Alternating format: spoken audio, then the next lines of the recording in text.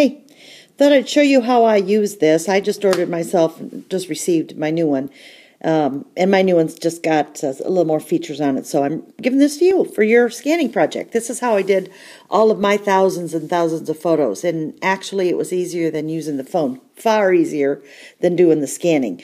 There's a battery compartment, it runs on a couple of AA's right there. I'm just going to leave those right in there. You just snap that in place and shut it. It won't turn on unless you've got a memory card, an SD card in it. And this takes what's called a micro SD card. And it's really itty bitty tiny. You're going to put it in here. I think the gold side goes up. And you just press it in. And it's spring loaded. So once it's in and you need to take it out, then you press it again and it will kind of pop out like that. See how it did that?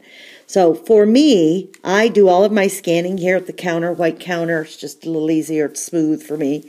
And when I'm done with a batch, I do them by batch. So I've spent some time organizing them as I can. Organize them by batch, do the scanning, and then you're going to put this in the SD adapter. I don't have one of these to send to you. You're going to have to get this little micro SD card. And then I have a slot in my laptop that this just goes into and I copy from there. So that's how it makes it easy. But if you don't have a slot in your laptop, then don't do it that way. You can just keep the card in. Oops. Yeah, I guess I had it right. Keep the card in.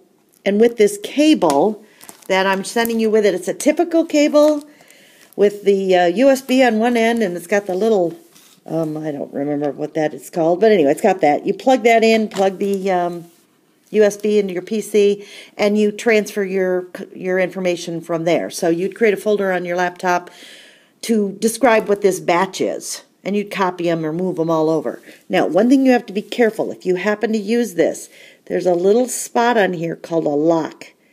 And if it's locked, you won't be able to move them. You could only copy them. You wouldn't be able to delete them or rename them while this is locked. And sometimes you do that in the process of putting that into your laptop. So just a caveat there for you need to know that. Now, you can plug this in and copy them to your laptop with a USB, but you cannot scan while this is plugged in. So forget that. Now let's talk about the scanning. You're going to have a left edge and you have a right edge over here.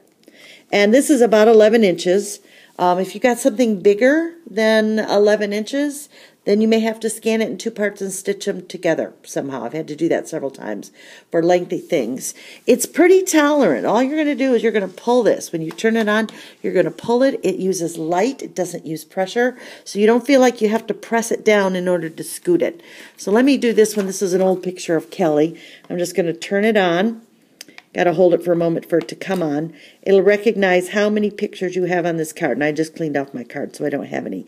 You're going to have an option. Right now it says it's in low DPI. You have two choices, low or high. So press that. And every time you turn this off and turn it back on, it's going to go back to low. So remember to do that. Although I found the low to be very fine, not a problem. It's by default in color, but if you need to go black and white, you can go black and white right there. All right, so I'm going to press it. When you do that, you get a green light on it. That green light needs to stay on the whole time. So it's now kind of taking pictures of my white counter. So I'm going to stop it. It took one picture right there, and I'm going to put it on the edge. There's a little lip on the back side of this that sometimes you get by mistake. You'll get the sense of what's good and what's not. And I just drag it down. I'm kind of holding it with my finger there. Then I might move my finger back there. And you might get a red error here when you go off the picture, or it recognizes there's nothing to scan. Even though that happens, my pictures are successful anyway. Otherwise, you can stop it scanning by touching it again. This one is just a piece of paper.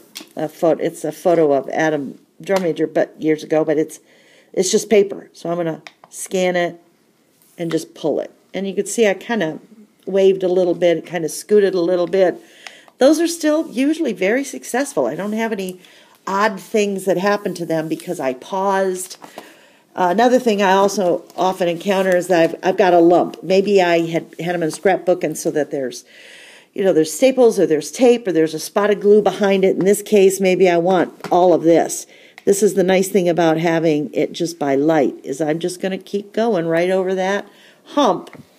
And even though I got a red error on this, it's amazing how much it knows exactly what I wanted to take. So, Merry Christmas. Hope this helps you out. Love ya.